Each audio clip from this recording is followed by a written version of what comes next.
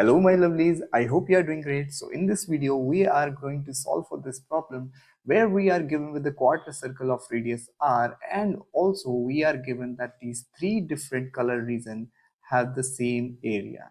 And what we need to calculate? We need to calculate the area of the square in terms of r.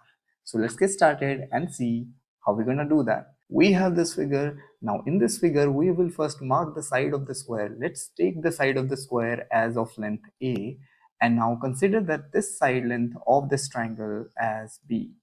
Now as the area of all of these three triangles are equal, so therefore if this is b, this length is also going to be b.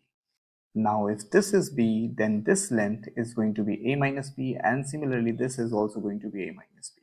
Now what else we can see? Look, the radius of the quarter circle is given to you as r, so this length is also going to be r.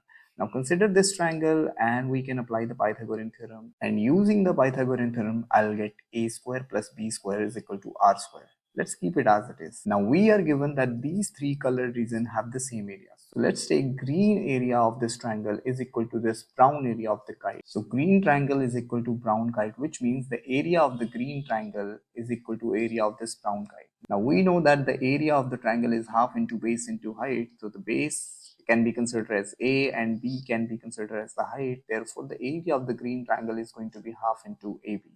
Now in order to get the area of this brown kite, what we can do? We can subtract the area of these two triangles out of the area of the square. So the area of the square is going to be a square minus the area of these two triangles is going to be 2 into half of ab.